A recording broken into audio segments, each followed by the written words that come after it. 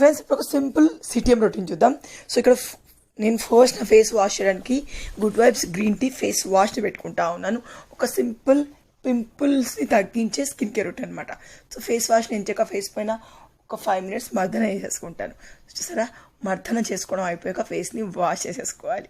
So face wash అయిపోయాక next స్టెప్లో మనం పెట్టుకుందాం స్క్రబ్బింగ్. సో ఇక్కడ నేను గుడ్ వైబ్స్ పపాయా స్క్రబ్ వాడుతూ ఉన్నాను. ఇంకా ట్యానింగ్కి పింపుల్ మార్క్స్ని చాలా వరకు తగ్గిస్తుంది అనమాట ఇది. సో మీకు ట్యానింగ్ ఎక్కువ ఉన్నట్టయితే స్కిన్ బ్రైట్నింగ్ కోసం పపాయా ఫేస్ స్క్రబ్ని పెట్టుకోవచ్చు. చాలా మైల్డ్ మాలిక్యూల్స్ తోటి ఉంటుంది, చాలా డీప్ క్లెన్స్ చేస్తుంది మీ డెడ్ స్కిన్ సెల్స్ని, మీ ఫేస్ పైన ఉన్న డెడ్ స్కిన్ సెల్స్ని అండ్ బ్లాక్ హెడ్ వైట్ హెడ్స్ని తొలగిస్తుంది. So good amount of 3-4 minutes massage చేయండి చాలా స్మూత్గా. తర్వాత ఫేస్ని వాష్ చేసుకోండి. తర్వాత మీరు కావాలంటే స్టీమ్ చేసుకొని బ్లాక్ హెడ్స్ని రిమూవ్ చేసుకోవచ్చు, ఈజీగా పోతాయండి. సో నాకు బ్లాక్ హెడ్స్ ఎక్కువ లేవు కాబట్టి ఇంచక ఫేస్ని వాష్ చేసుకున్నాను. చాలా సాఫ్ట్ ఫీల్ కలుగుతుంది, మీ ఫేస్ పైన ఉన్న బ్లాక్ హెడ్ వైట్ హెడ్స్ చాలా వరకు తగ్గిపోతాయి అనమాట.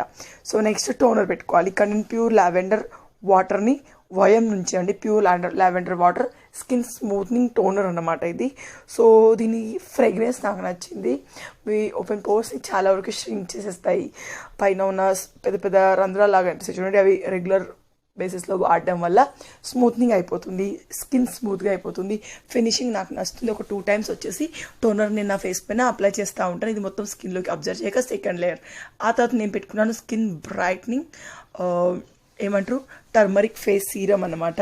సో టర్మరిక్ ఫేస్ సీరం నార్మల్గా చాలా కాస్ట్లీ అనమాట, కానీ ఇక్కడ వయంలో మనకి అఫోర్డబుల్ ప్రైస్లో ఉంది. ఎవరైనా స్కిన్ బ్రైట్నింగ్ కోసం చూస్తున్న వాళ్ళైతే మీ స్కిన్ పైన ఉన్న డార్క్ స్పాట్స్ని ఫేడ్ చేస్తుంది, యాంటీ ఏజింగ్లా పనికొస్తుంది, డార్క్ సర్కిల్స్ని తగ్గిస్తుంది, మళ్ళీ స్కిన్ పైన వ్రింకిల్స్ ఉంటాయి చూడండి వాటిని కూడా తగ్గిస్తుంది, మళ్ళీ అండర్ బడ్జెట్లో ఉంటుందండి. సో దీనిగా ఫేస్ పైన ఏం చెక్క ట్యాప్ చేసుకుంటూ మసాజ్ చేసుకోవాలి. అంతేనండి, రెగ్యులర్గా ఈ స్కిన్ కేర్ రొటీన్ ఫాలో అయితే మీ స్కిన్ కూడా గ్లాసీగా క్లియర్గా పింపుల్ మార్క్స్ తగ్గి బాగా సెట్ అవుతుంది. వీటి లింక్స్ నేను డిస్క్రిప్షన్లో ఇస్తాను, ఒకసారి చెక్ చేయండి.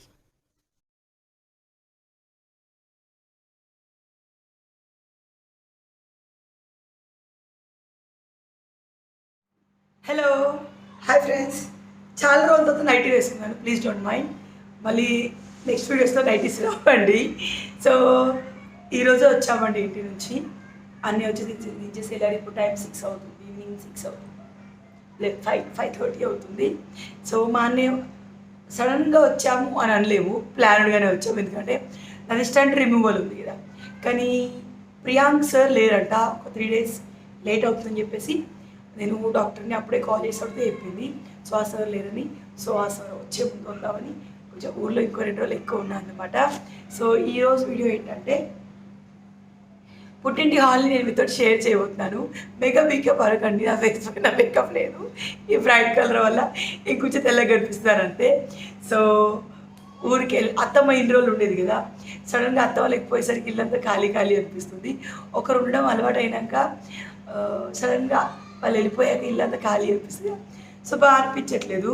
యాక్చువల్గా మేము అత్తయ్యని తీసుకురావాలి అనుకున్నాం, కానీ ఇక్కడ పనులు నేను చేయగలుగుతాను, కానీ అత్తమ్మకి ఇక్కడ బోర్ కొడుతుందండి. మానే చాలా రోజులు ఉండింది కదా. సో నేను ఇక్కడనే ఉంటే కావాలంటే మీరు చెకప్ చేసుకొని అక్కడికి రండి అని చెప్పింది. సో నాకు అక్కడ ఉండడం కుదరదు, అత్తయ్యకి ఇక్కడ ఉండడం కుదరదు. నెక్స్ట్ మంత్ అట్లా నేనే చెకప్ తర్వాత వెళ్తా అనుకుంటున్నాను. చాలా రోజుల తర్వాత ఈరోజు కింద కూర్చోవడం, మళ్ళీ ఊరికి లేవలే, ట్రైపాడ్ వగేరా చుండి వగేరా అంతా శేఖర్ తెచ్చారనమాట. కింద కూర్చుని అసలు కానీ అనుకోకుండా ఈరోజు వీడియో కోసం కూర్చున్నాను అనమాట. సో ఫుల్లీ హ్యాపీ అండి. సో ఎందుకంటే మమ్మీ వాళ్ళ ఇంట్లో ఉన్నాను, మమ్మీ వాళ్ళ ఇంట్లో ఎక్కువ లేను, 2-3 days ఉన్నాను, అమ్మకి చేత కదా.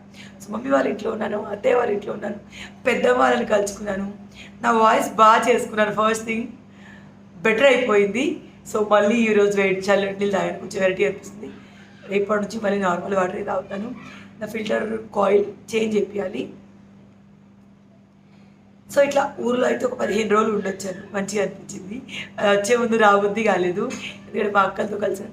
మా ఇంట్లో నేను బ్లాగ్స్ తీయలేదండి, జస్ట్ మీకు చెప్పడం మట్టుకే.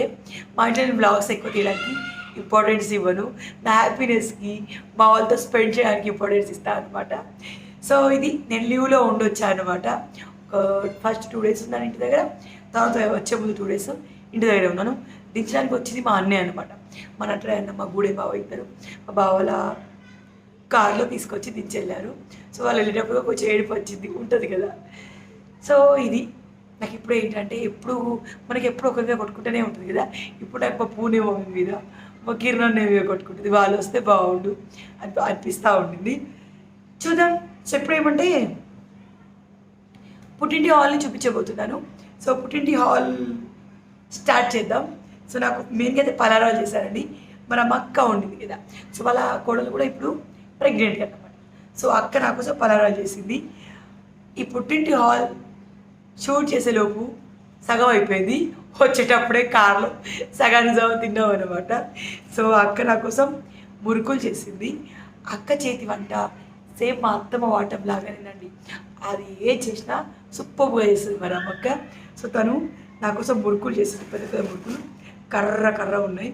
నార్మల్గా నాకు 5th month స్టార్ట్ అయినా ఇప్పటికీ తినాలి అని అంటే ఏమనిపించట్లేదు.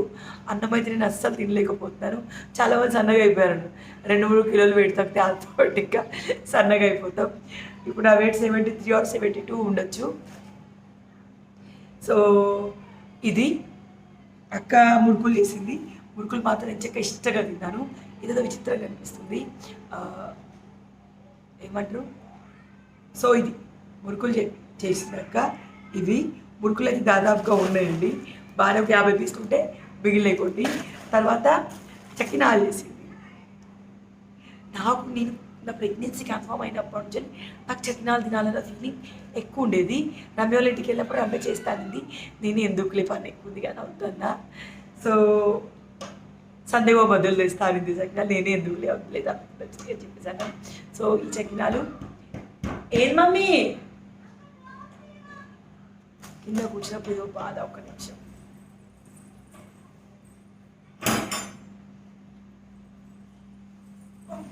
So sorry. సో ఇది తేజ్ గారు ఇట్లా తిరుగుతున్నాడు. ఇవాళ స్పైడర్ మ్యాన్ డ్రెస్ వేసుకుంటాడు వాడు. సో చకినాలు చేస్తే ఎటు బాబా కార్ తెచ్చుకుపోతావా. సో చకినాలు చాలా ఇష్టంగా తిన్నానండి.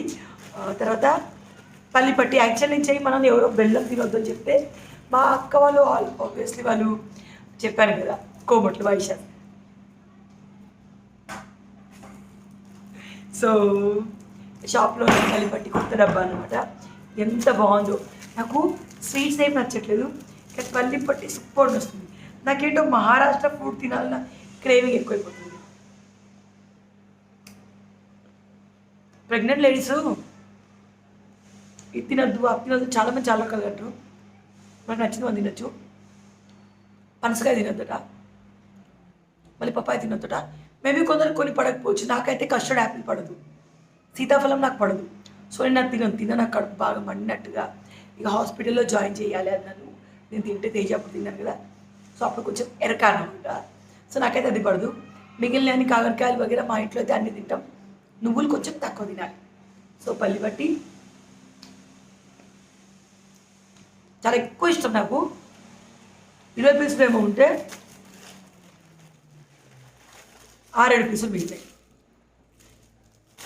నా సబ్స్క్రైబర్ ఎవరో చాలామంది అక్క మీకు తినబుద్ధి అయితే చేసి పెడతాం అక్క అన్నారు. థ్యాంక్ యూ సో మచ్ అండి. నాకు పళ్ళె ముద్దలు ఎట్లా అంటే గట్టిగా ఉండద్దు అలా అని చెప్పేసి తింటే సాగాలి బెల్లం అట్లా ఇష్టం. అట్లా ఎవ్వరు చేయట్లేదు. నేనే ఒకప్పుడు చేసుకున్నప్పుడు అట్లే చేసుకుందని. మెత్తగా ఉండేవి, గట్టిగా ఉండకపోయేది. తింటుంటే స్వీట్ ఫీలింగ్ తినాలన్న క్రేవింగ్ మొత్తం ఎండ్ అయిపోయింది. అట్లా మీరు ఎవరైనా చేస్తే నాకు ఇన్స్టాగ్రామ్లో కాంటాక్ట్ చేయండి, నాకు పంపించండి. ఓకేనా. చాలా ఎక్కువ ఇష్టం అట్లా. నాకు ఇట్లా గట్టిగా కంటే అట్లా ఇష్టం. పూణేలో ఉన్నప్పుడు మా ఇంటి పక్క ఆంటీ చేసేది, చాలా బాగా తినేదాన్ని నేను అప్పుడు. సో పల్లిపట్టి తర్వాత అత్తయ్య తేజు మేమందరం కలిసి చేసిన చేగోడీలు లేని మాట ఎందుకు. అత్తయ్య నాకు రవ్వ లడ్డు చేస్తానింది, అప్పాలు చేస్తానింది. ఏవి వద్దు అత్తయ్య, త్వరలో పండుగ వస్తుంది కదా, రమ్యతోటి పంపించో చెప్పారు. ఎట్లా రమ్య పండుగకి వెళ్తే అప్పుడు మళ్ళీ చేస్తారు కదా. మరి అత్తయ్య ఈ మధ్య కొంచెం టైర్డ్గా ఉండేది, వద్దని చెప్పారు. సో చేగోడీలు ఎప్పుడు నానమ్మ ఉన్నప్పుడు తిన్నాం. చేగోడీలు అత్తమ్మ ఒక్కడిగా ఉంచుకోకుండా చేసినాయి కొన్ని అన్నీ పంపించేసిందండి నాకు. పంపించేసింది అని ఎందుకు అంటున్నానంటే నేను హైదరాబాద్కి వచ్చి 2 days ముందు మా ఇంటికి వెళ్ళాను. సో అక్కడ నుంచి డైరెక్ట్ నీట్గా వచ్చేసాను. మా బావ శేఖర్ని ఎక్కించుకొని ఇట్లా వచ్చాడనమాట. సో ఈ 3 ఆ తర్వాత కంకులు ఇవి అన్నీ వచ్చేటప్పుడు కొనడండి. నాకు మక్కగారలు ఎక్కువ ఇష్టం. తిన్నాను ఇప్పటికీ, మా ఇంటికి వెళ్ళినప్పుడే తిన్నాను. వచ్చేటప్పుడు ఒకసారి అన్నీ వాళ్ళు తెచ్చిరు. 3 సార్లు ఏమో తిన్నాను. అత్తమ్మ ఉన్నప్పుడు సరిగ్గా దొరకలే, మా అక్క వాళ్ళు తెచ్చింది కదా అప్పుడు. సో ఇప్పుడు మాత్రం మంచి ఏరి మరి ఇప్పించాడు. 100కి 15 ఇచ్చాడండి.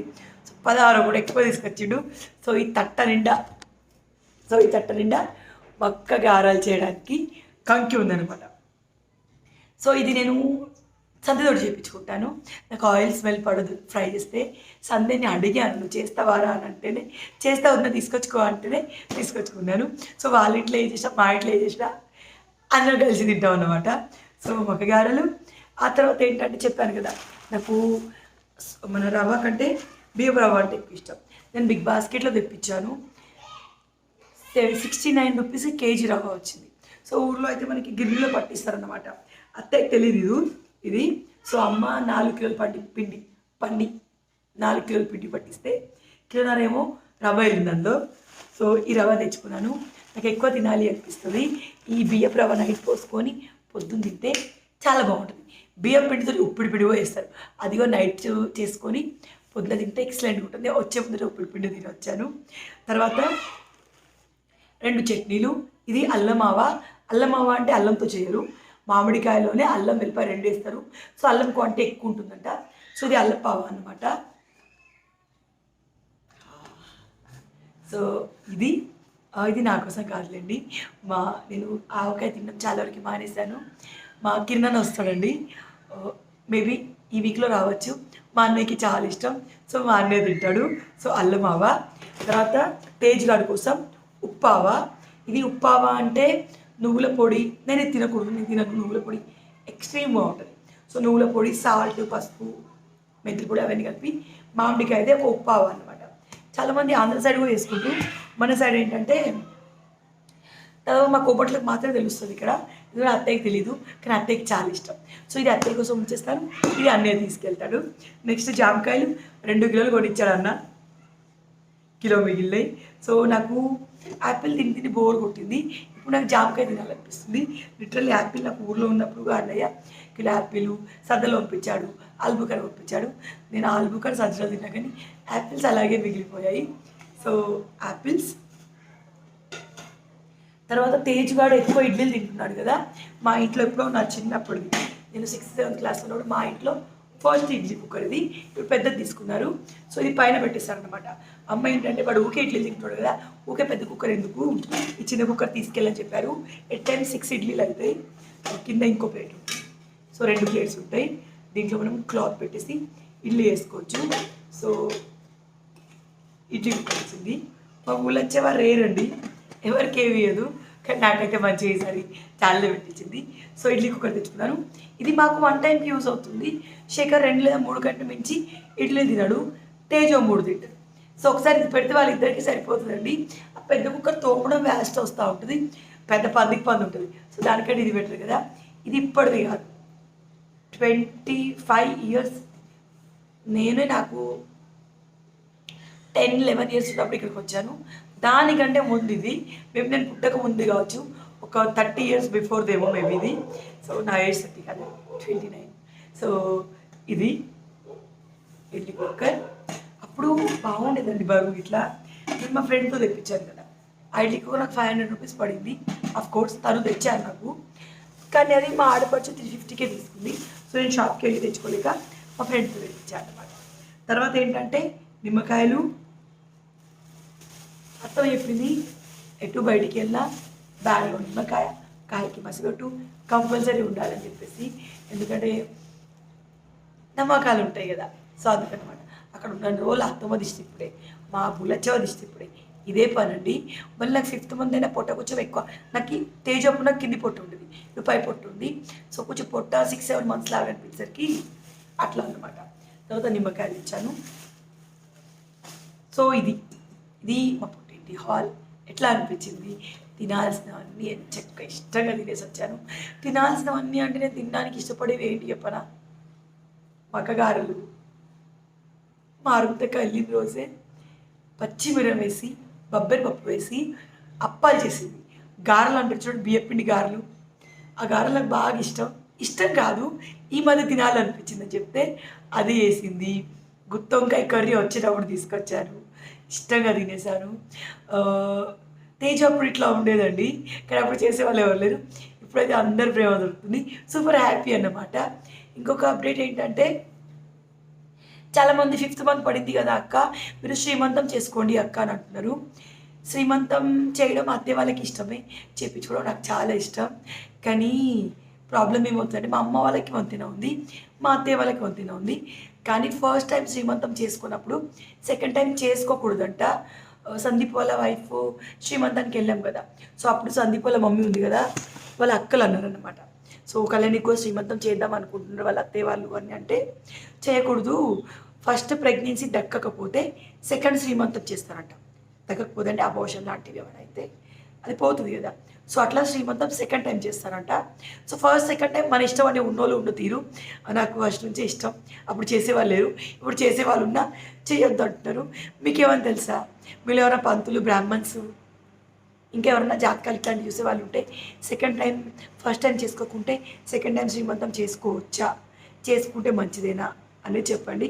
సో మేము ఏంటంటే ఇప్పటికీ చాలా కాంప్లికేషన్స్ వస్తున్నాయి. మధ్యలో నా గొంతు పోయింది, ఇప్పుడు ఈ స్టెంట్ ప్రాబ్లం, సో ఇవన్నీ ఉన్నాయి కదా.